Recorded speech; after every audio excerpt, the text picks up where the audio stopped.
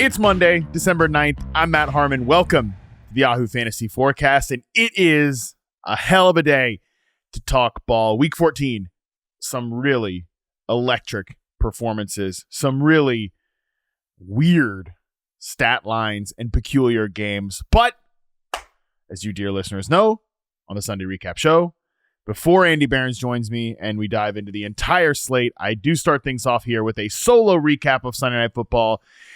And in this game, we've got Chiefs 19, Chargers 17. Let's start off with the Chiefs here and what I care about. What I care about is that this Chiefs team, I mean, what a fitting performance for the 2024 Kansas City Chiefs to seal an AFC West title for the 9th straight season, by the way. Just couldn't be more perfect. You couldn't script it any better in terms of how this Chiefs team won the division this year. Look, we all know that they're going to win the division. We know it before the season starts. We know that in our blood, like in our core beings. We know they're going to win the division, and the team has higher sights set than winning the damn division. You know, Mahomes even said that after the game. They got bigger fish to fry than winning the damn AFC West. But in particular, how this team did it, I just thought was so fitting to who they are. And I think it's a little bit instructive as well. Final drive starts with 4 minutes, 35 seconds on the clock, ends with 0 time remaining. Just like so many teams before, the Chargers gave Patrick Mahomes just enough of a chance to win. And not only was that all they needed, I would say it was quite literally all they took. The game-winning drive featured a classic just enough Mahomes scramble on 2nd and 8. After a mistake from the Chargers defense on the contain, everybody, you break contain on Mahomes, you go past him, he's going to drive the dagger in your heart. Okay. We saw just 5 straight grinder runs after that, got down the 2-minute warning, and Mahomes on 3rd and 7, boots to the right, makes the slightest of moves, slight moves, margin for error here. Remember, that is the theme of this year's Chiefs team, to cause Dan Henley to miss a tackle in space, unfurls a pass, the first down marker to Travis Kelce. Kelce literally doesn't get off of his knees. He never even got up. He did just enough. And then, as if they couldn't lean any more into the bit, their 3rd kicker of the year, Matthew Wright, game-winning field goal, 31 yards, doinks off the post before falling in to secure to the division. I don't know how you can get more just enough than that. You look through the box score here, there's no stat stuffer for the Kansas City Chiefs, right? There hasn't been a stat stuffer for the 2024 Chiefs at any point this year. Isaiah Pacheco comes back, 14 carries, 55 yards, 3.9 a carry, no like real big deal explosive run, right? Nothing there yet. Kareem Hunt's still kind of in the mix, okay? We don't have Pacheco fully unleashed. He's not like a true set it and forget it fantasy start. There's no real set and forget it fantasy start in the pass catching core beyond Travis Kelce, just because of the nature of the position. Tight end, if you draft Travis Kelce, you probably don't have a better option than that. So like that's who the Chiefs have been all year. They've been this win by the thin margin for errors team. So for the fact that 3rd and 7, they do just enough with Kelce literally on his knees catching a pass. They do just enough. The kicker, Matthew Wright, just enough. It couldn't be any more just enough than making that field goal. That's how they win the AFC West. I thought that was just picture perfect. Is this going to be, enough for them to win in the postseason? I don't know. I really, truly don't know. One big note from this game, DJ Humphries. You might remember him, longtime left tackle of the Arizona Cardinals, coming off a torn ACL. He signed off the street, becomes the Chiefs left tackle, their 3rd left tackle of the year. Next Gen Stats has him as allowing 8 pressures on 40 pass blocking snaps in week 14 against the Chargers. 2nd most pressures, 2nd highest pressure rate allowed by a Chiefs left tackle in a game this season. He also left the game with an injury. Wanya Morris was back there. That has been a problem all year long. They can't really get out of their problems. So far, they haven't shown that yet. The passing game, right? I was just talking about it. It hasn't truly opened up yet. It's enough to win the division. Is it going to be enough to win in the postseason? I don't know. those questions will be answered as the games roll on. For now, this is the Chiefs team that we've gotten all year long. It will be the Chiefs team that we get through the rest of the regular season. Is there some mythical version of them waiting for us in the postseason? Perhaps. I'm not going to be stupid enough to write it off because they are in that point of their dynasty where they just win. And like that is just what it is. They win the games. There's something to be said, about confidence, demeanor, comfort in these big moments. There's something to be said about the belief of the franchise as a whole, and this Chiefs team has it. They've done it in much bigger moments than Week 14 Sunday Night Football. There's a built-in equity as a winner, and they continue to cash that in every single turn. So we'll see what this Chiefs team can do in the NFL playoffs. In the fantasy playoffs, you better not be counting on anybody to have these monster performances or you're going to be left wanting, because this Chiefs team just is what it is. On the other side of it, don't really care about the Chargers ceiling without Ladd McConkey. You guys know I'm going to find a way to talk about Ladd McConkey coming out of this game. I thought we had a really good sort of encapsulation of what it looks like when a team doesn't have a difference maker in the passing game, but they have an elite quarterback. I think Herbert is an elite quarterback. I think the evidence would show that Herbert is an elite quarterback. In the beginning, in the first half, the Chiefs come out as their most zone-heavy defensive game plan, according to Next Gen Stats, because I think that they viewed this as an opportunity to, sort of cloud the field back there, cloud the coverage picture, and that was going to be just enough with a bunch of receivers who don't get open, right? We talked obviously about Ladd McConkey as a separator, what he does against man and zone coverage, particularly how effective he's been from a production standpoint against man coverage. Well, all right, let's throw a bunch of zone at this team. And obviously they had no idea that Ladd McConkey wasn't going to play in this game, but without him, throw a bunch of zone coverage, cloud the picture in the first half. Worked out really well, right? They have a bunch of receivers who don't separate. They can't really run the ball that well. Honestly, I thought when Herbert took that massive hit, we saw Taylor Heineke come in and give the team, by the way, what was their longest run of the night. 12 yards on a Taylor Heineke scramble is the Chargers' longest run of the night. That's pretty outrageous. That's how bad this team has been as a rushing unit. That's a gross stat. That might be the grossest stat we read off on this entire podcast, that Taylor Heineke had the longest run of the night for the Los Angeles Chargers. Jeez, what a joke that is. But, all right, in the passing game, I figure like after Herbert takes that hit, I'm just like, I don't know. I thought his night might be over. I thought the Chiefs would just cruise past this Chargers team, but you got to give Herbert credit. He takes the field in the second half. He completes 11 of 12 passes. That was 91.7 completion rate. That was the highest of any quarterback in the second half this week. No, it wasn't a bunch of dinking and dunking. Like, he was truly leaning into what these other guys do well. Like, he kept the faith in Quentin Johnson on downfield targets, even though that can always be a journey. Worked back to him on his touchdown catch. He worked a lot of backside concepts to Josh Palmer against zone coverage, finding just enough space after buying a little bit of time in the pocket. Some of those shot plays to Stone Smart on play action, those were pretty great just by the Chargers offense. The problem is you're in this situation making the best of what's available, and the best is just not enough, right? Herbert belongs in this elite quarterback group. He can give his team a chance to win when they're shorthanded, but I think that lack of a ceiling was always going to be a damning factor against a team like the Chiefs, right? A team that is, again, they are what they are, but they're just good enough to beat you. And if you don't have that difference maker in Ladd McConkey to push you over the edge, the results are the results. You have a great second half, bad first half, and it's just not enough to beat the Chiefs. I think the 2024 Chargers will be a better team. Perhaps they could even win a playoff game with Ladd McConkey leading the way of Justin Herbert's receiver room. I think that was made apparent tonight. They have, it's a rough group without McConkey, but there's some dudes here that can make plays with Herbert. Not really make plays, or, Herbert can drag them to relevancy, I guess is a better way to say it. But it's enough to be around McConkey, but without McConkey, it becomes one of the worst skill position groups in the league. That is how much of a difference maker he is. I would say even better than whatever they do the rest of the way this year. Just imagine what this unit can look like after an offseason for this team to fully reload, like truly stack the cupboard at critical positions around what's one of the better budding connections, in my opinion, Justin Herbert and Ladd McConkey. That's where the fun is really going to begin for this Jim Harbaugh operation that is, frankly, already well ahead of schedule. Ask yourself this.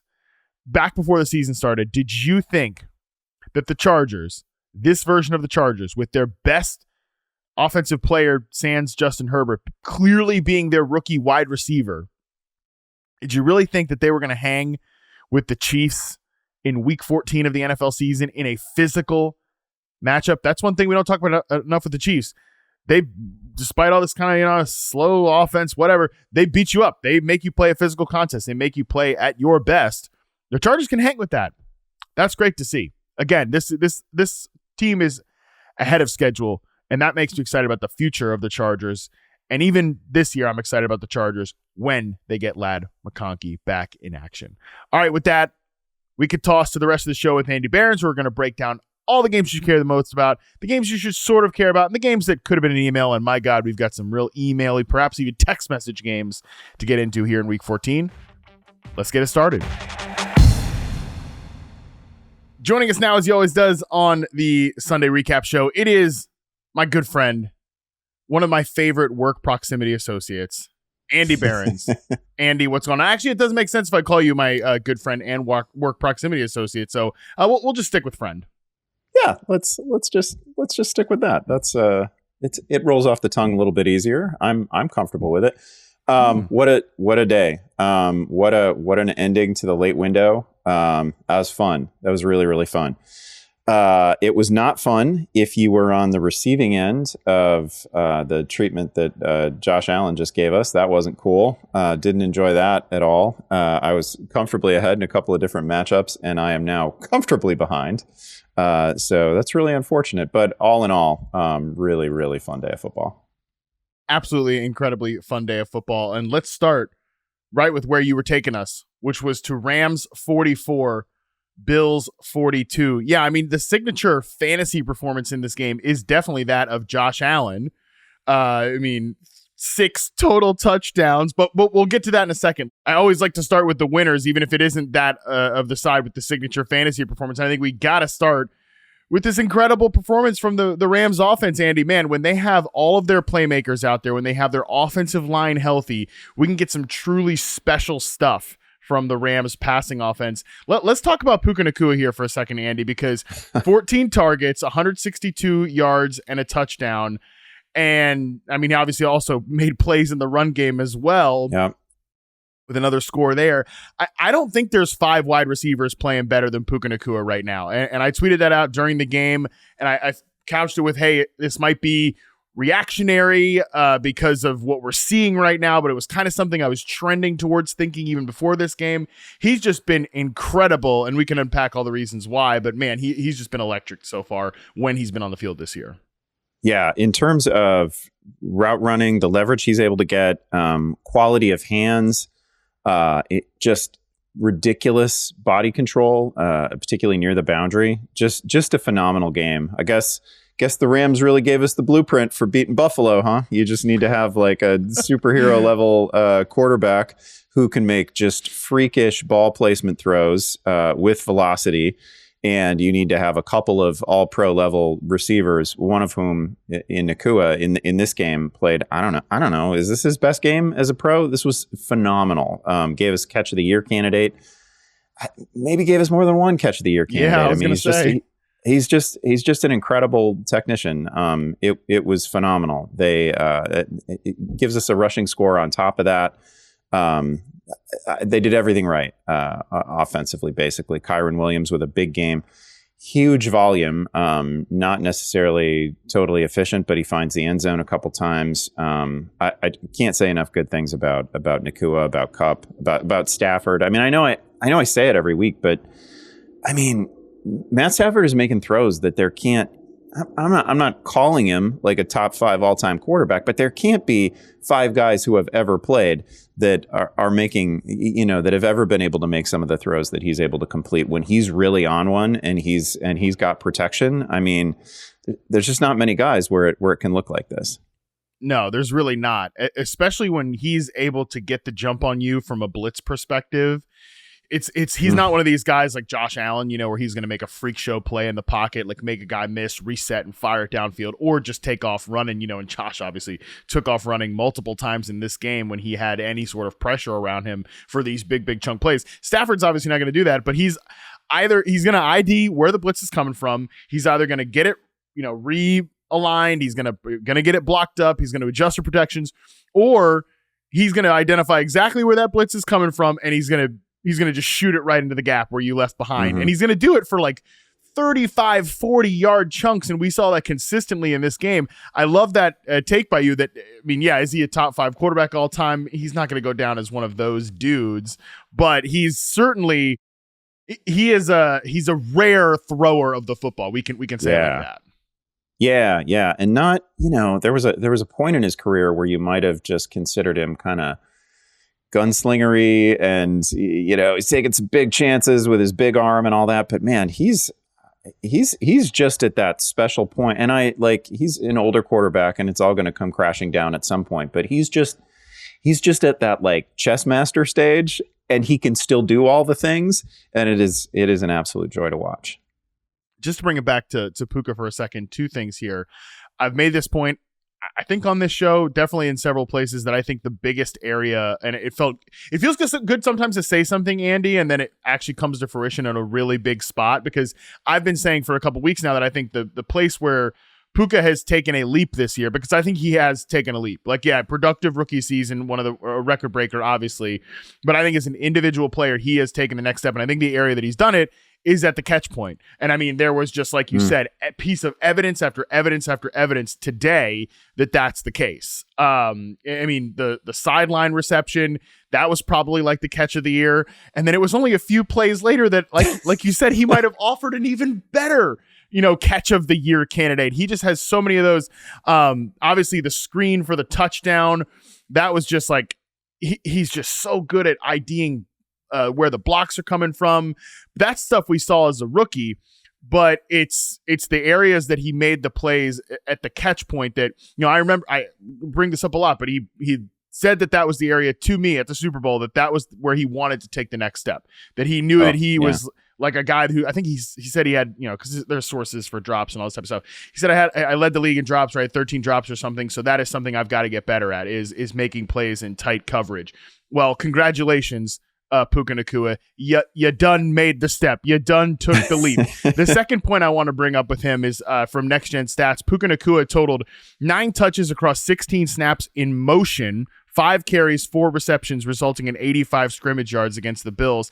Since returning from injury in Week 8, Nakua has gained 383 yards from scrimmage after going in motion. That's the most in the NFL, and more than 2 times any other player in that span. The next closest is Jaden Reed, who 168 yards, didn't have a freaking catch on Thursday. It's just what they're doing to set him up to gain these matchups, and then what he's doing afterwards. It's really, like I said, I don't think there's. You can eat. Justin Jefferson, Jamar Chase, sure, it gets pretty tight in terms of the top of the receivers and who's playing better than Puka. He's just balling out right now. We also shouldn't lose sight of the fact this is a pretty good defense they did this against, right? Yeah. Like Buffalo's not, these are no slouches. They got Milano back. Like that's a pretty frisky bunch. This isn't like, I don't know. It's not like you just lit up the Buccaneers or whoever else. This is a pretty tough defense that is going to make a deep playoff run. And you put a easy 44. It wasn't an easy 44 because they made plays that just few other teams are capable of making. Like Kupp and Nacua both. When Stafford is like, I don't know if it's a zone he slips into, but like his ball placement to receivers who have like that level of ability, I don't know. He's just able to make some throws that are downfield and with velocity that are, they can only be caught if you fit him like in a shoebox. And he was able to do that today. It was absolutely filthy. Yeah, it's ridiculous. And the Bills are very zone heavy. These receivers have been both super productive. Nakua has been great against man coverage as well, but Cooper Kupp and like Tutu Atwell and these guys have all been super productive. So therefore that means Matt Stafford has been super productive throwing against zone coverage. They struggle a little bit more with man-to-man situations. Again, not Puka, but these other guys. So if you just look at the rest of the season schedule, obviously they just played the Bills, who coming into this week were 7th in zone coverage rate. They get the Niners, the Jets, and the Cardinals the rest of the fantasy season. The Niners are, they're kind of middle of the pack. The Cardinals have been playing more man coverage on 3rd and 4th down. The Jets are, they're a little bit more man heavy. So we'll see. It's stupid to say, but this might be the high water mark rest of the season for the Rams passing offense. But when these dudes are all healthy, this game is pretty much always at hand because that's how good they are. Let's flip this over to the Bills side here, Andy. Like you said, Josh Allen definitely ripped out the heart of many fantasy players, and looks like you included. Yeah, the one place where two places where I have him. One it didn't matter, and one I had this huge lead, and I didn't. What am I going to do with another 50 points? Fine. And then he just absolutely broke my heart in a couple of other places where I was going up against him. Just absolutely dominant fantasy performance. I don't know. Did he reach 50 in Yahoo public league scoring? He may have. He was really close to it. It was astonishing. Great day on the ground, obviously. Great day through the air. Monster day from Khalil Shakir. Great sign that Amari Cooper was so good and so heavily used. Funny to say maybe, but I thought this performance sort of bodes well, tells a good story about the Bills moving forward, even though they lose. Incredible comeback at I don't know, most teams, given the situation that the Rams put the Bills in, it would have, they would have been done, but not Josh Allen and the Bills. They come back with 21 fourth quarter points. They were phenomenal. Kind of a one-man show, but man, Shakir was awesome today.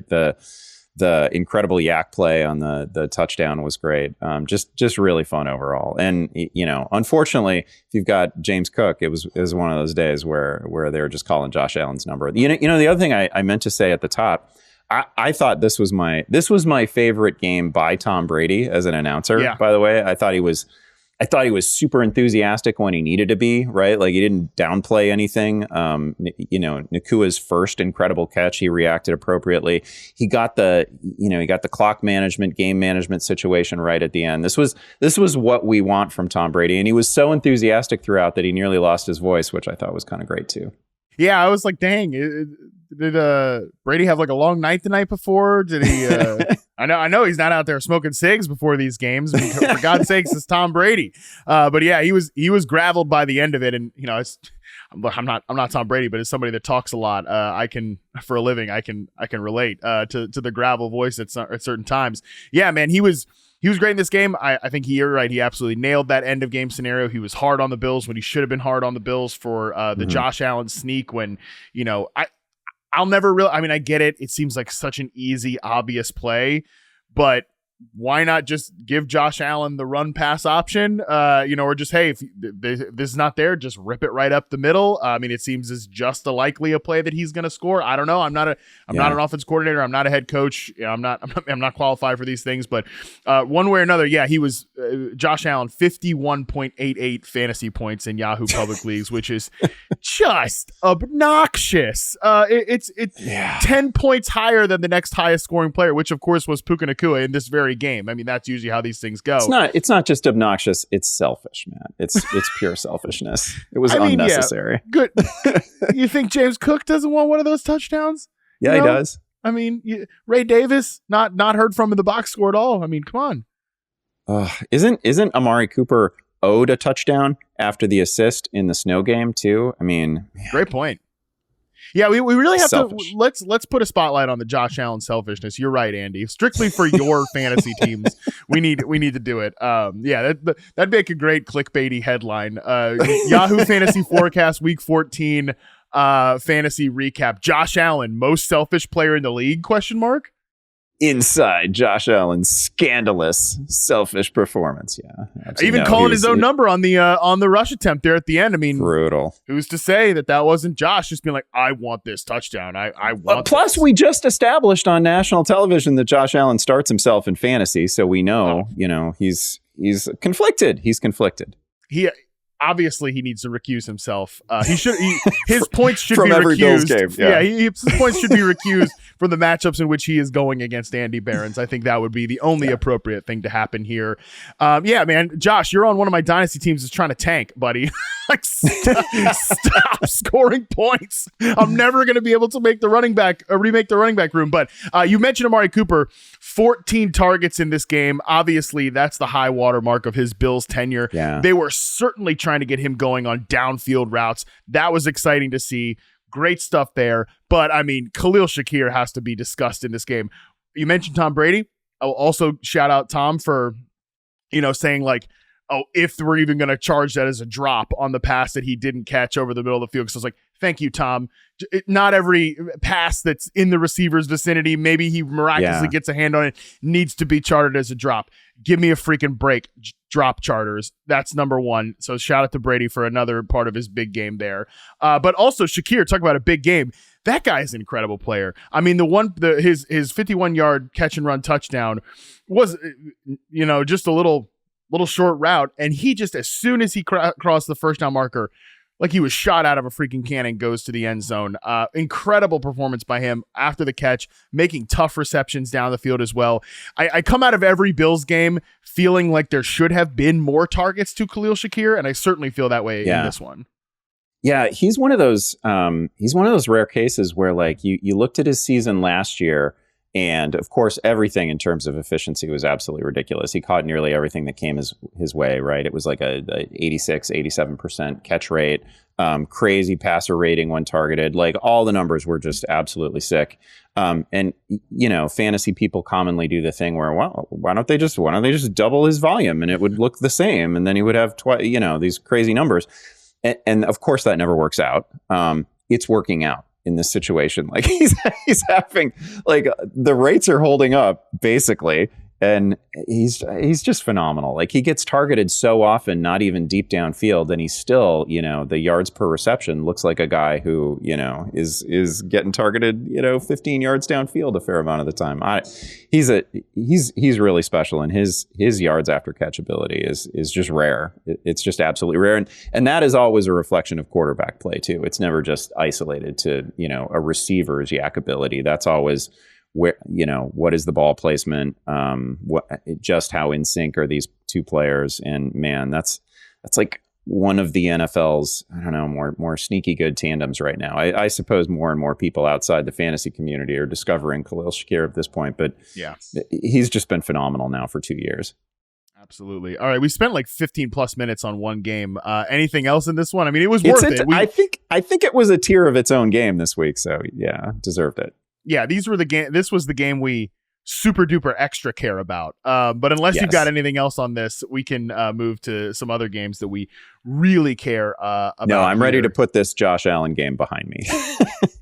All right, well, I do have one last note here. Producer Colin is letting us know that this is the best fantasy performance ever by a quarterback. So this is, and that was via our boss, Jason Klobaka. So you've been double attacked by two people who oversee us, quote unquote, Andy. Jason's not gonna be happy I said oversee in quotes, but certainly oversee for quotes, in quotes from Colin here. I'm gonna have to get my research team on that before we can confirm it. Okay, fair enough. All right, next game up here that we care about: Eagles 22, Panthers 16. The Eagles survive a challenge by the Panthers, mostly thanks to Xavier Legette. Some questionable drops by him in that game, but Eagles, are you a little concerned at all by the fact they barely survive a Panthers team that's played better of late, but is certainly not in their class? Not in their class, but I also think we have to give the Panthers a lot of credit here because we went through the thing with the Chiefs playing a nail biter with the Panthers, and that was such a everybody, not when I say we, I don't mean just you and I.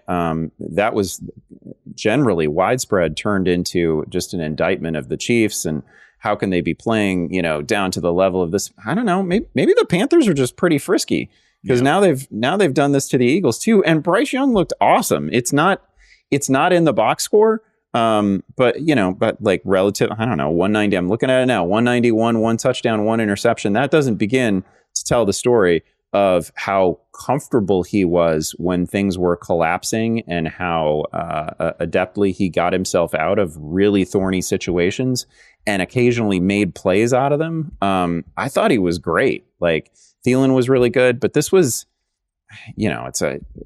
maybe they're just going to have to go through this season where it's one loss after another. And every time we say, man, Bryce Young looked pretty good losing that game. But he did really look pretty good losing that game. So I don't know, if you're the Eagles, you get out of this one with another win. I think you feel fine about it, and you kind of tip your hat to Bryce Young, who was really good. And maybe this is the sort of game we should just expect from the Panthers moving forward. They're probably going to pull out a couple of like surprise, not surprise wins down the stretch. I mean, they just played well. Young played great. He really did. I think it's great point that it's not quantified in the box score. 191 passing yards, 69.6 passer rating. There's nothing from the box score that kind of shows how he plays. But the thing that consistently has impressed me the most from Bryce Young this last month plus now, like I think we're in a pretty good stretch here where it's not a fluke that he is definitely looking like a different player than the guy that got benched at the beginning of the season, is that he readjusts under pressure. He steps up in the pocket, even gets out of the pocket. And I mean, obviously there's no way to truly quantify this, but it feels like 99% of the time, nothing bad happens after he does that. Nothing catastrophic or stupid happens after he does that. It's at different times, because you're both smaller guys. During the draft process for Bryce Young, he was kind of compared to a less athletic Kyler Murray, like less arm talent, less he's certainly not as fast as Kyler Murray, but he does have some of that kind of like playmaking gene, like just Houdini type stuff in the pocket that Kyler Murray can pull off. Well, I'll tell you what, Kyler, what happens after he resets, steps up in the pocket, and gets out of the pocket, it's not 99% of the time something stupid does not happen. Okay, let me just put it that way. For Bryce, it has been much better on the decision making part there. So that's what's impressed me the most from him. Has a really good connection with Adam Thielen in this game, who got over on Cooper DeJean a couple times. Great rookie season for Cooper DeJean, but he just kind of got by a veteran in Adam Thielen here. Like I said, Xavier Legette left a lot of plays on the field. Like we might not be talking about an Eagles win if Xavier Legette can squeeze that football here.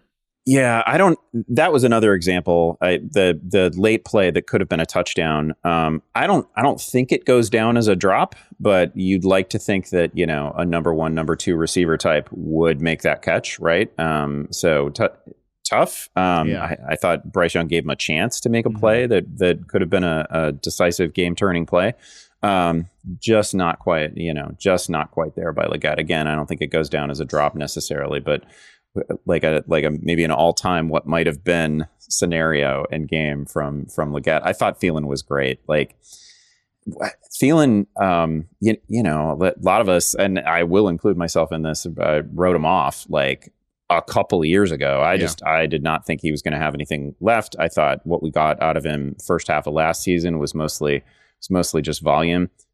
He's been terrific these last couple of weeks, and he put up a number this week against a legit defense, probably the best defense in the NFL. So, all kinds of respect to him. Just general good. Well, with the exception of the Jonathan Brooks re-injury, otherwise good vibes for the Panthers.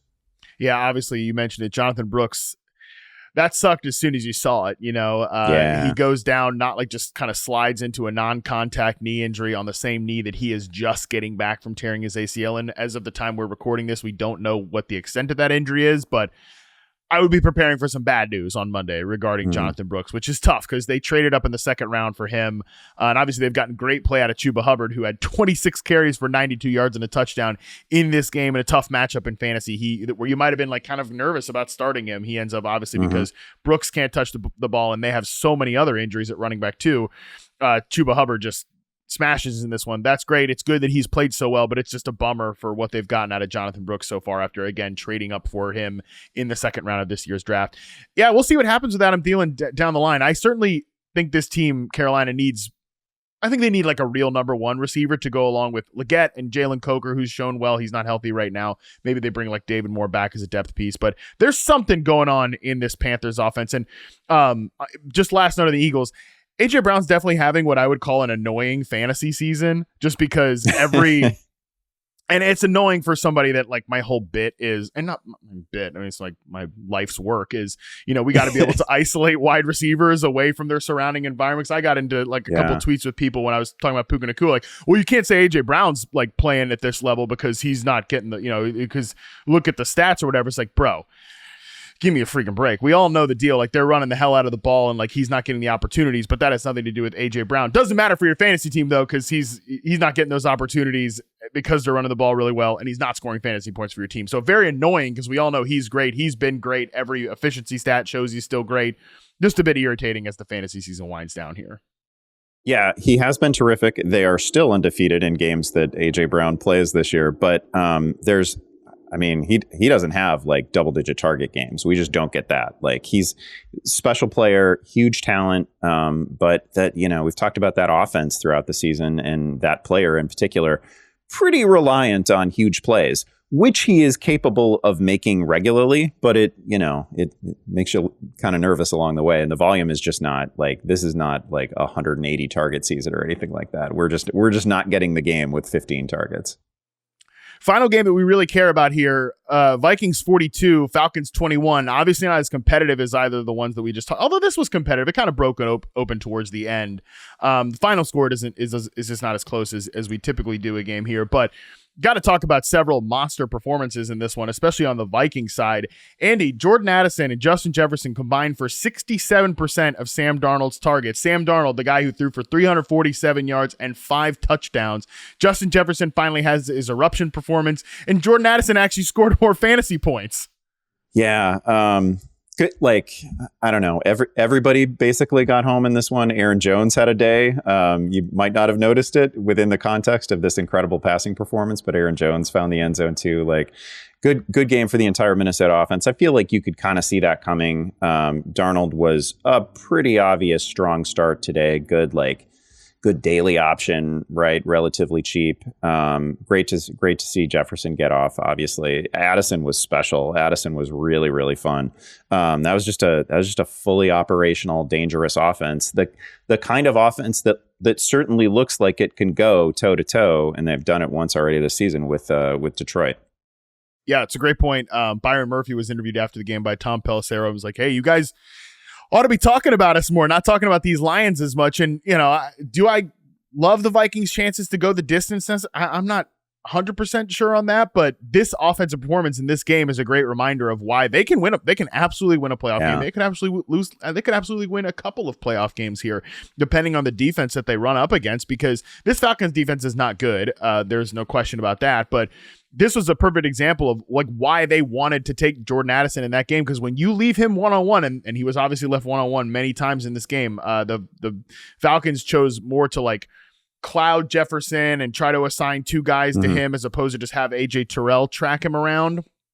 And I mean, Jordan Addison just went crazy with his single coverage looks. He's the type of receiver that can do that. TJ Hawkinson doesn't have a big fantasy game, but he's still picking up critical first downs and critical down and distance situations.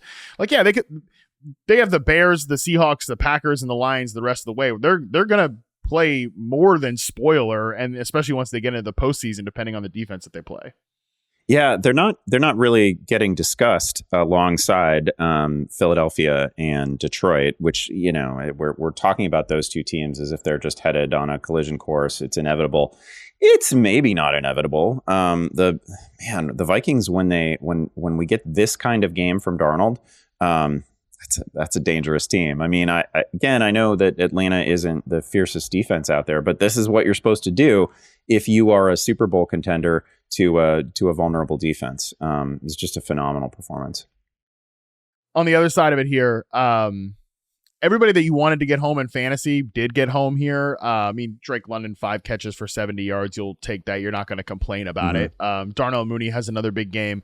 Ray-Ray McCloud, despite being one of the reasons they lose this game, because as soon as the Vikings score a touchdown, he fumbles on a return play. Bijan Robinson, 92 yards and a touchdown, but still no touchdown through the air. 2 more picks from Kirk Cousins. This is the exact type of matchup where he's prone to throwing interceptions. We talked about the zone coverage splits a lot this week. That certainly bore itself out in this one. And I don't know, man. Andy, it feels like Kirk Cousins is done as the Falcons starting quarterback. It's just it's a matter of time of when the team also realizes that, if that makes sense. Yeah, they slip out of the division lead in this one, but they're right there, right? So it's really, I mean, you can't. I don't know. You can't. Can you really make that move on Kirk Cousins when you're again? Like, you're not going to do it. It's not going to happen.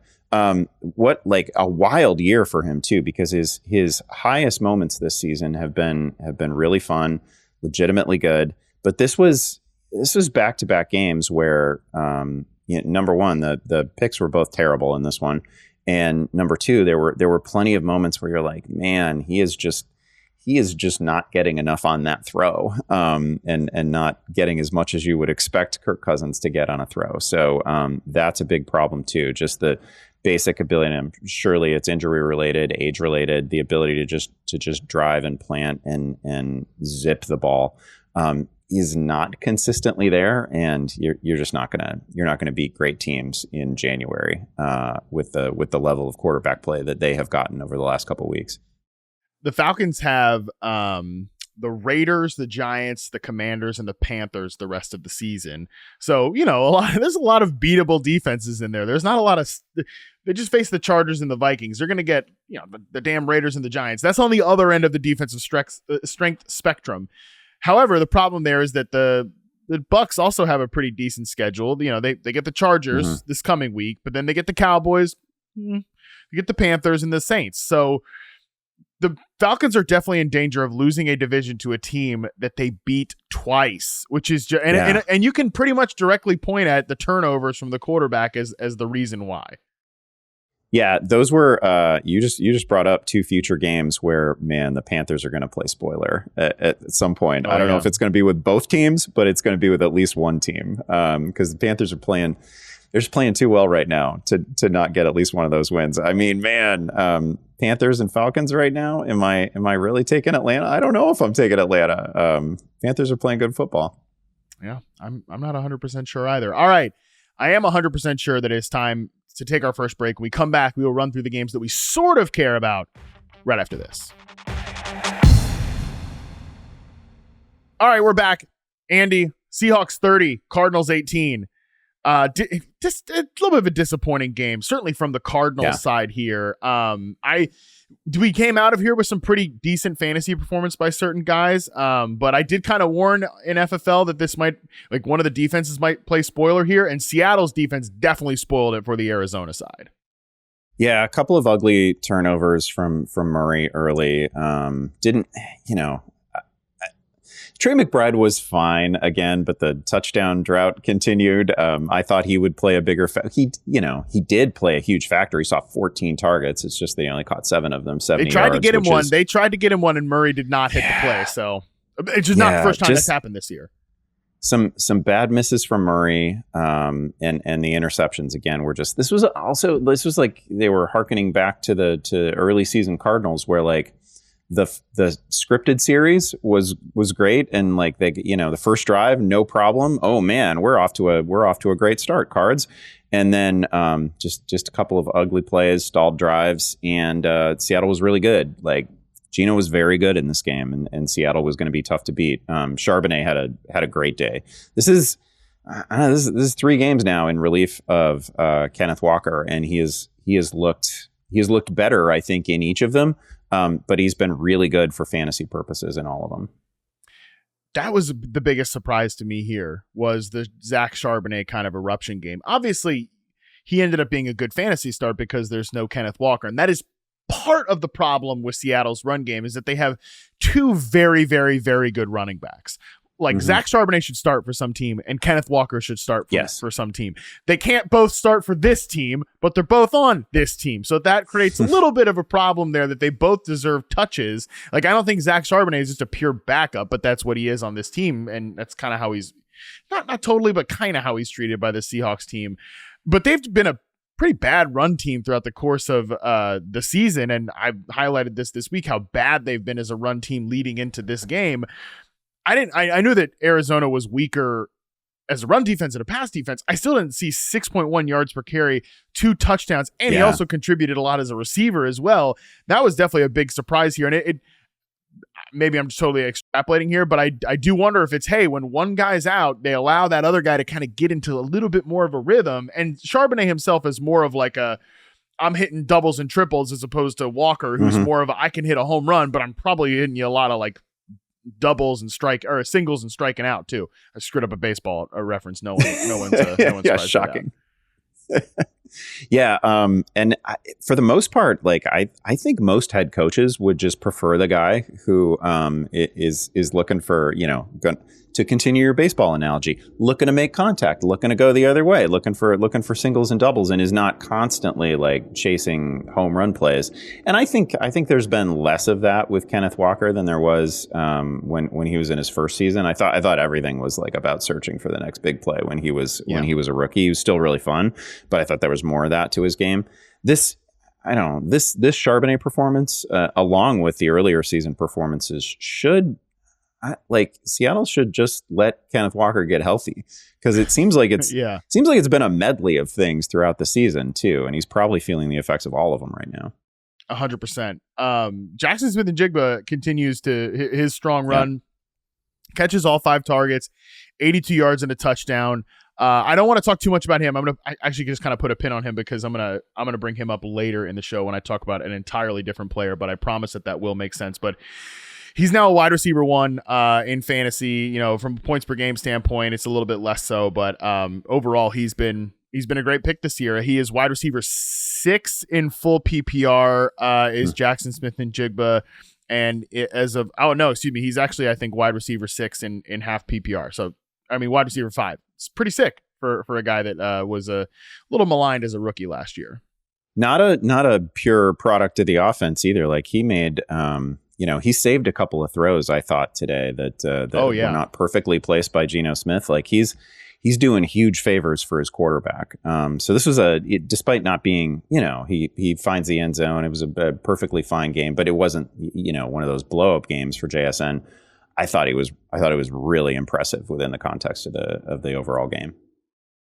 Next game up here, we've got Steelers 27, Browns 14. I will eat some crow here, Andy. Something I was wrong about. I did not think that the Steelers passing game was going to function really at all without George Pickens out there, because especially being like a late game inactive. I'm sure they knew before we knew that George Pickens wasn't going to play in this game. That's how it works. But still, so much of the Steelers passing game with Russell Wilson under center has been we're throwing deep shots outside the numbers to George Pickens, and Russell Wilson's going to perfectly place those, and we're going to lean into that volatility. Well, without George Pickens, Russell Wilson threw 2 passes over the middle of the field for his touchdowns and like kind of down the field, which is just not really the Russell Wilson game. He made it work with Freiermuth. He made it work with Scotty Miller and Mike Williams and Van Jefferson. So I was definitely, for the 100th time, wrong about Russell Wilson of late. So yeah, Russell Wilson, really, I gotta tip my hat to him in this one. Hey, I dropped him on the Pickens news this morning. I dropped him like 8 spots in my quarterback ranks. I wanted nothing to do with him after being pretty excited about him coming into this one. I thought it was going to be a good spot for him. It turned out it was a fine spot for him. He doesn't connect with any receiver more than 3 times. Just looking at the box score now, and this is the way it felt like just watching that game. It was a different guy all the time. Nobody more than 5 targets in this one. Nobody over 50 yards, but super effective passing game. And then the running backs are really good too. Decent game from Najee Harris. He finds the end zone. Jalen Warren was really good. Just a very impressive performance.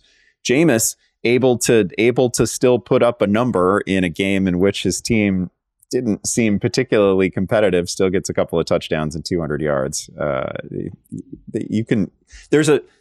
This coming week for Jameis isn't great. He's got Kansas City coming up, but then he's got Cincinnati in 2 weeks, and I feel like that game could be another one of those, wild 400-yard, 3 touchdown, 2 pick performances from Jameis that have made his season so fun. Yeah, they're just throwing the ball so much at ridiculously. So much. This is I think this is 5 of 6 games in which Jameis has attempted over 40 passes, which, good for them. I'm loving it. Yeah, he comes out of this one with 17.3 fantasy points. He outproduced some quarterbacks we probably ranked higher than Jameis, certainly going into the season, and obviously even this past week.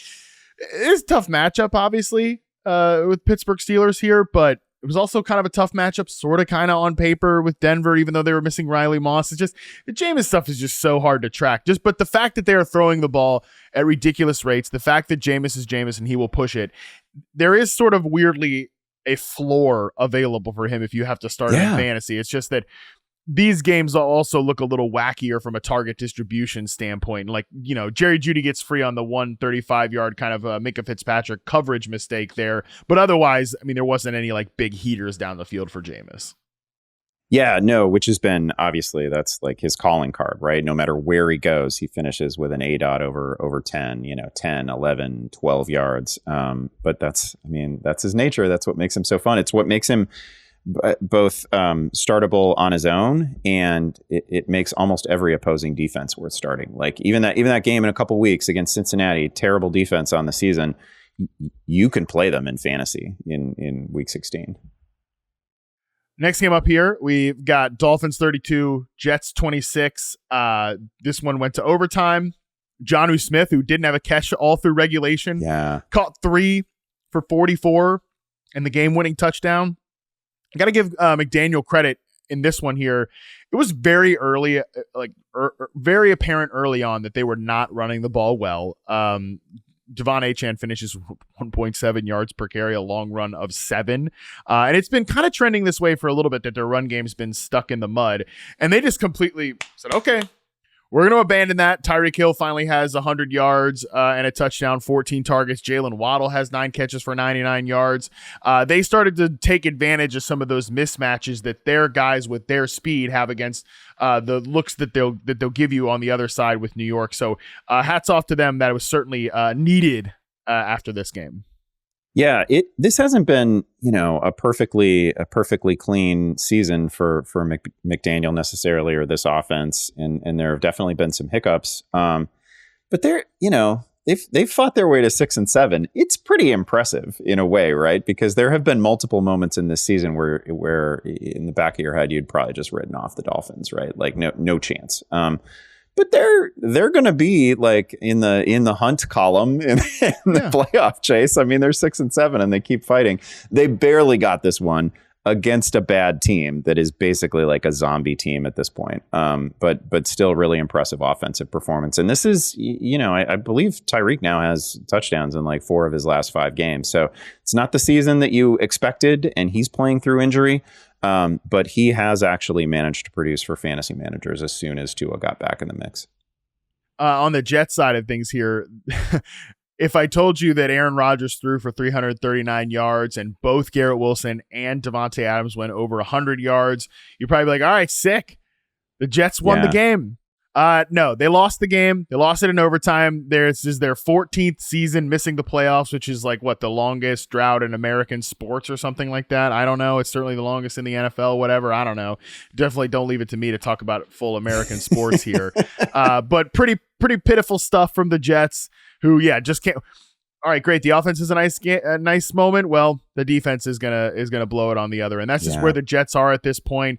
They're playing out the string. At least if you got to start Garrett Wilson and Davante Adams, you see this game against what's been a pretty strong defense. And by the way, Garrett Wilson had a couple of great plays, especially the 4th and 4 that he converted. He just won off the line of scrimmage right away against Jalen Ramsey and just hit the gas pedal in the open field for yards after catch opportunities. Adams did some of the classic stuff. So, yeah, you're right. This Jets team is a zombie team because I don't think it's going to look anything like this at the beginning of next season. No way. But those guys at least made it happen in the passing game. The real shock maybe for fantasy folks, because I think everybody wanted to start Braylon Allen in this one, Andy, was that fellow rookie running back Isaiah Davis was also involved in wake of Breece Hall's injury.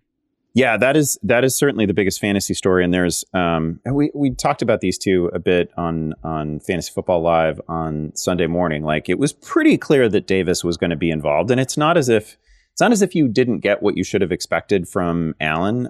They just happened to split the workload almost perfectly evenly. I think they were within like 1 snap of each other. It was like 36 to 37 in terms of snaps. The carries were basically even. The touches were really close. Davis happened to have the touchdown, but they're both rookies. I think people are probably more familiar with Allen just based on collegiate resume. But Davis has been really good. He's found the end zone now in 2 straight weeks. Again, he's in a basically a job share right now with Allen. Little bit of receiving ability. I thought the touchdown run was really nice. Kind of threaded his way through. There were open rushing lanes there, but they were barely the size of a human being, and he threaded his way through them really nicely. I thought he was pretty impressive and deserves. They also just complement each other really well. And I think he deserves exactly a half share of this rushing workload. It would be. They have said that they are not yet shutting down Breece Hall, and good for Breece Hall for wanting to play it out, but maybe they should. There's nothing on the line for the Jets right now, and these two can do just fine down the stretch. Final game that we sort of care about here, and this is, Andy, you mentioned that this game, when you, me, and Colin in the text thread were talking about, hey, maybe some of these games that could have been an email and maybe they actually could have been a text message. You said that 49ers 38, Bears 13 could be a message in a bottle that you just go ahead and launch into outer space. Well, too bad, buddy, because I know that you probably had your eyes dialed in on this one, so we're not leaving this as an email. You have to talk about this game in relative length here. This was just an outclassing by the 49ers here. The Bears, they can't fire anybody else, all right? And firing people is not going to solve the problem. We had an appearance from Tyson Bagent in this game. That's how out of hand it got. We also had an appearance from Brandon Allen. This is, talk about a zombie team. The 49ers are kind of a little zombie-ish right now, but they're certainly better than the Bears. Yeah, man, we talked about this in the preview podcast, though. Like, you can tell yourself a story if you're, again, the Niners were in the Super Bowl this calendar year. So there's no way that Kyle Shanahan and all the key players there are mentally not checked in. They very much are. They've got a huge Thursday game coming up with the Rams. Like, you lose that one, and okay, then you're probably done.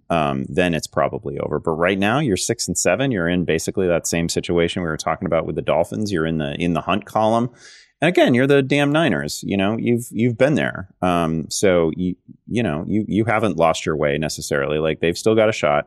These are teams that don't belong to the same tier right at this moment. Like, Caleb, a lot of the earlier problems for Caleb sort of resurfaced and I thought the broadcast team, I'm blanking on who the actual broadcast team was, but I thought they did a really good job calling out the fact that, man, sometimes Caleb's got to put the ball at risk. Like, you're down multiple scores. You got to give, and you have playmaking receivers, and you better give them a chance to make plays. And that has been my most consistent criticism of Williams throughout this season, is the fact that, like, this is another game where, he took a bunch of sacks, right? It's never good, by the way, when they throw up a graphic where your name is just below Jake Plummer and David Carr, and we're talking about how often you've been sacked as a rookie. Like, that's bad.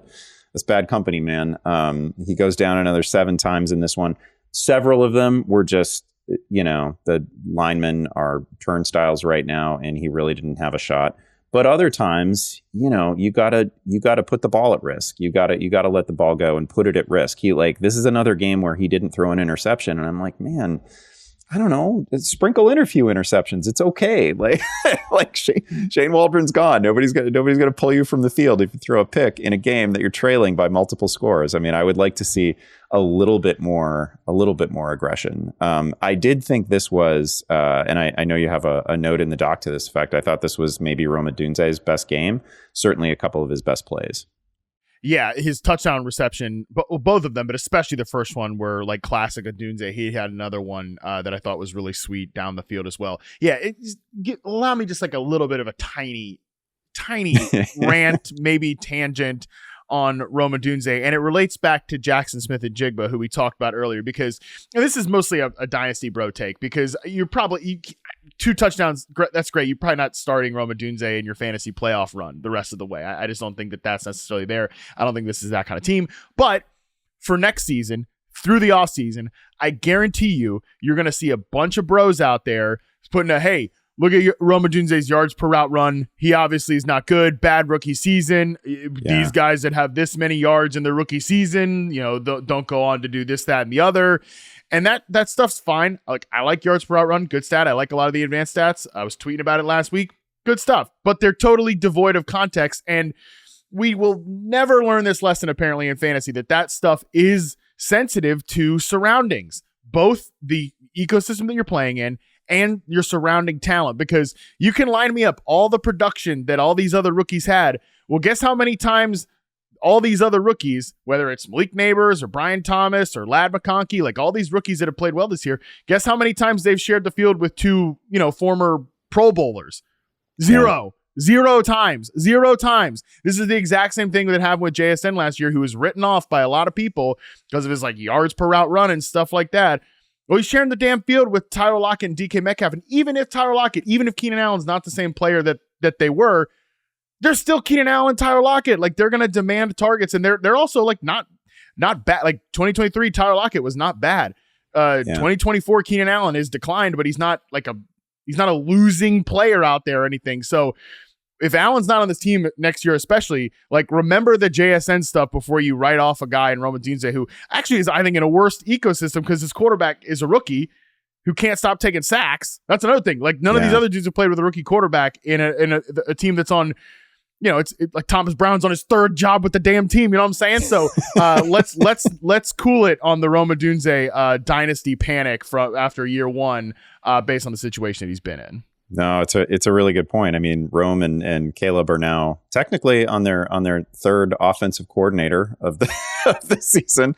They're 13 games into their rookie season, already on their third offensive coordinator. So this has been a ride, and you're so right about the surrounding team context, where you just can't compare almost any of the other rookie receivers in this class, at least the first round, second round types, to somebody who has to share the field with DJ Moore and Keenan Allen, who are just absolutely going to be target magnets under any circumstance. Yeah, it's maybe Odunze doesn't work out. Maybe I'm wrong about him as a player, but I'm still a big fan. I'm still pretty bullish on him if the Bears can figure it out, Andy, which he's had plenty of really promising moments this season. He's also had plenty of moments where, I don't know, rookie receiver and rookie quarterback were just not in sync, and that's fine. Again, if your expectation was the Bears would make it to the NFC title game or something like that, I'm sure you're bent out of shape about this, but that wasn't reasonable. It's fine that they have had some level of miscommunication. Today was a great step, I thought, in their relationship.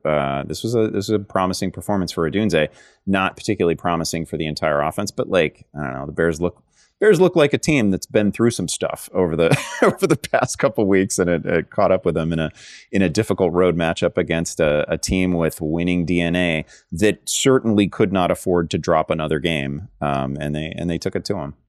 Yeah, it wasn't all sunshine and roses, though, for the San Francisco 49ers, who, after a massive game from Isaac Guerrero, 78 yards on the ground, 2 touchdowns, 50 yards through the air, he's headed for an MRI, but likely sprained his foot is the concern. Kyle Shanahan was also having to shoot down reports that he wants to be traded, or, these certain media entities have just made up these rumors, and then all this kind of nonsense. I mean, he says he wants to be right there, so I don't know. I mean, it's just the 49ers can't catch a break, man. Isaac Guerrero, wow, what a find. He's averaging 5 yards a carry. He's scoring 2 touchdowns. Well, he's probably going to miss the next few weeks here after everybody in fantasy, me included, picked him up and started him.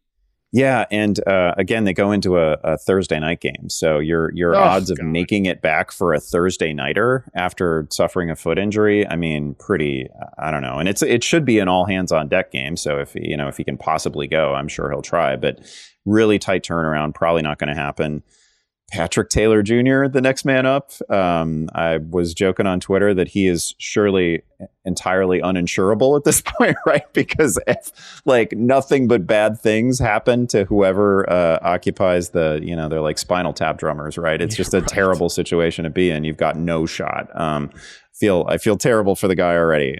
This is crazy. McCaffrey, Jordan Mason, Mitchell, now Guerrero. I don't want to skip ahead, and maybe it's not as bad as we fear, but man, he's a Niners running back, so you really worry about it. So yeah, the Patrick Taylor he's not going to be the lead of the waiver wire column, but we have to talk about him. Andy, you take all those points from Josh Allen. I had Isaac Guerrero on 2 of the teams I care about the most, blew all the fab to make sure to get him, and won't someone just think of us? That's good process. Good process by you. Yeah, well, who cares? I mean, I'll make sure to hang my process banner up behind me. Let's take a freaking break. When we come back on the other side, we'll talk through the games that could have been an email, and we have 3 heavy email games to speed through right after this. All right, Andy, we're back. Let's talk through 3 games that certainly could have been an email. Like I said, a couple of these could have been a text message, maybe just a simple emoji. But Buccaneers 28, Raiders 13, probably the most important one, mostly because of the injuries coming out of this one. Aiden O'Connell looks like he suffered a really bad knee injury. Desmond Ridder comes in, fills for him. Yeah, they actually have suspiciously similar stat lines. I don't know if you've seen this, but I'm just seeing this now. They're virtually identical. They're virtually identical. 11 of 19 for 104 with 1 interception for Aiden O'Connell. 12 of 18 for 101 for Desmond Ridder. Nobody cares about that stuff. Absolutely. You might be the only 2 people on planet Earth that would find that interesting, but it's a little bit interesting. So yeah, Aiden O'Connell, which is unfortunate because he wasn't playing. He certainly was not playing well in this game, but he obviously gave him a little bit of pop last week. I think he's the most interesting Raiders quarterback. So if you care about Jacoby Myers, if you care about Brock Bowers, I think you got to be a little bit bummed about this Aiden O'Connell injury, because I don't think Desmond Ridder is going to give them the same sort of pop, whatever that was.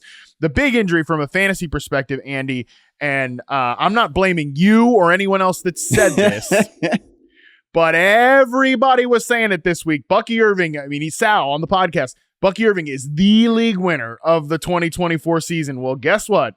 Bucky Irving leaves this one after 4 carries for 3 yards with a back injury. As I have said many times on the Yahoo airwaves, ain't nobody used to have a bad back. Well, he's got a back injury, and Rachaad White gets to take over 17 of 17, 90 yards and a touchdown against this hapless Raiders defense. Yeah, rough situation for Irving, who's been playing through, he's another guy who's just been playing through a bunch of stuff for several weeks, and because he just continues to play, and he's one of these guys who no practice the first couple of days of the practice week, and then he'll get in a very light limited session on Friday, and then he'll give you 140 yards on Sunday because he's just been thrilling to watch. But we may have lost sight of the fact that he really was dealing with some stuff, and it knocked him out in this one. And hopefully, again, as we're speaking right now on Sunday evening, don't know exactly the extent of the injury or how much time he might lose, but wouldn't be surprised if they let him take a week or 2 off. He has certainly earned it. It's been a thrilling season for him. The other story on the Tampa side, little bit of a Jalen McMillan breakout. He was a crazy buzzy story in training camp. There were, highlights hitting your social feed every day. Jalen McMillan looking really good. He was always going to be sort of buried in the receiving hierarchy coming into the year when you had Godwin and Evans. So not hugely surprising that he was quiet early on. This was a good game from him. The 2 touchdowns were they both looked really easy. One of them was kind of a short throw that became weirdly a walk-in touchdown. The first one was, nifty little route, nifty little throw from Baker, but he ran as many routes as anybody today. He saw 7 targets. That's real usage. This isn't just MVS gets targeted 2 times and comes down with a touchdown, or Nick Westbrook-Akine gets targeted 3 times and catches another touchdown. No, this was real usage. He ran as many routes as anybody. Bent out of shape about the Jalen McMillan game and we don't have to talk a lot about this, but as you know, I was super mega tilted today about George Pickens being inactive. And McMillan was one of the many desperation pickups I considered after, and obviously it was not the one I went with. I elected to just go ahead and start Mike Gesicki because he was already on the bench, and nobody cares, but whatever. I'm bent out of shape about the McMillan thing because I was close and I decided not to go that way. So maybe I'm compromised in saying this, but you mentioned that everything looked easy today. You mentioned that Jalen McMillan, the touchdowns looked pretty easy. Everything kind of looked easy against this Raiders defense today, including even the Rachaad White stuff, because I was thinking about making the point that, Bucky Irving's great, but the Bucs rushing ecosystem as a whole has just been so improved. But I'm just not sure I want to make that point with Rachaad White and Bucky Irving against the Raiders. We'll see what they do against the Chargers next week. Yeah, that's fair. I guess if there's another fantasy storyline here, it's Sincere McCormick, who was really good. There's 3 games in a row in which he's popped a little bit, had a couple of big plays in this one. It didn't amount to much. It's probably not going to amount to a ton moving forward because it's probably going to be the Raiders led by Desmond Ridder. But McCormick looked really good, and the way they talk about him, you have to assume that he's going to be certainly the primary early down runner rest of season. Next game that could have been an email, and my God, few games have ever needed to be an email more than Jaguars 10, Titans 6. I will say, stupid us. I mean, me, stupid me, not us. Me, stupid me. It started like, hey, Will Levis kind of had a 4-game stretch here that's a little bit interesting. Not very interesting in this game against Jacksonville. No, against the most user-friendly pass defense in the league. He managed to crack 150 yards. That was something. Didn't throw a pick six. That was something. That's a kind of progress, but obviously only 6 points is not what you're looking for. The only offensive touchdown in this game, the only touchdown scored in this game was by Tank Bigsby, who's been a really interesting player all year, who needs very specific game flow in order for him to remain involved, because they do not involve him as a receiving threat. But he got it in this one, and plenty of touches, found the end zone. That was fine. I don't know. You start looking around the league for places where maybe Sam Darnold can land after his Vikings career. Is it going to be Tennessee? It might be Tennessee. Well, I think the Raiders are already paying him $250 million. So. That's right. No, I don't know. Tennessee and Tennessee launches up the draft order after this loss, as does the Raiders and the next team we're going to talk about too. So those teams might end up taking one of the bad quarterbacks. But I feel like, the Titans and Will Levis have something they could at least squint at. It just takes a little bit more squinting after this game. On the Jacksonville side, one fantasy note that does matter is Brian Thomas had 12 targets in this game. He actually didn't have a catch in the first half, and he finishes with 8 for 86. It should not have taken this long in the season, but from weeks 1 to 12, Brian Thomas had an 18% target share. And I believe I have this written down here. I should have had it already pulled up, but I'm a loser. And he has a 30.1% target share in the last 2 games. It shouldn't take all right, Gabe Davis is out. Now we can get a 30% target share to Brian Thomas. But that's what it's taken. We have arrived there. That's good for Brian Thomas. If you got to start him the rest of the way, you don't have to worry as much about, Mac Jones is the starter if he's getting a 30% target share. Final game here, and, I don't even know if I want to write out an email for this game. But we got to at least, I don't know, send a text about it, post a meme about it. Saints 14, Giants 11. Andy, what do we think? Yeah, the text is something like Drew Lock, LOL. I don't know. Like, what do we say about this game? This was we got more Malik Neighbors than we were led to believe we might get. That was promising, I suppose. Fooled by a usage report for, I don't know, the 50th time this season.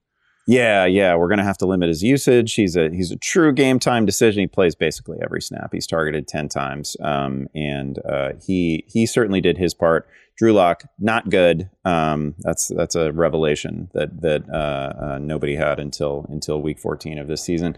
Drew Lock, not great. Derek Carr fractured his non-throwing hand, I believe, in this one.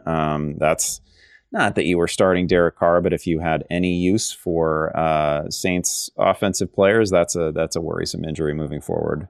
Kendre Miller had a touchdown in this one that looked fine. He had more of a role than I expected him to have. Maybe that's just, hey, we're getting a rare week in which Kendre Miller is healthy. We better use him. Kendre Miller's healthy, and Dennis Allen's not the head coach. That was the reason. Yeah, true. That's fair. Talk about one of the rivalries we'll have to say goodbye to is Kendre Miller versus his head coach. That is a shame.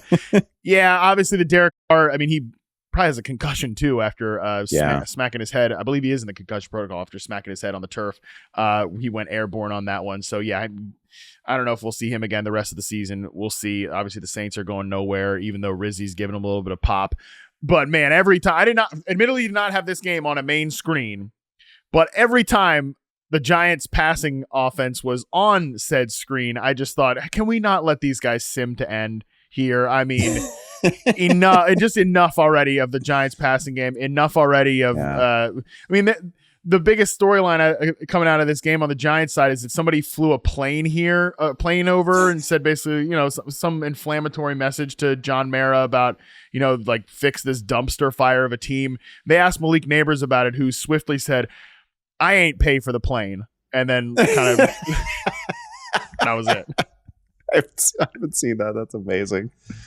He is like this whole rookie class, Keon Coleman, Malik Neighbors, very quotable among the receivers. Yeah, for sure. And having the type of season that you might have exactly expected to happen with him, the New York Giants. He gets a boatload of targets at the beginning of the year. He's still getting a boatload of targets.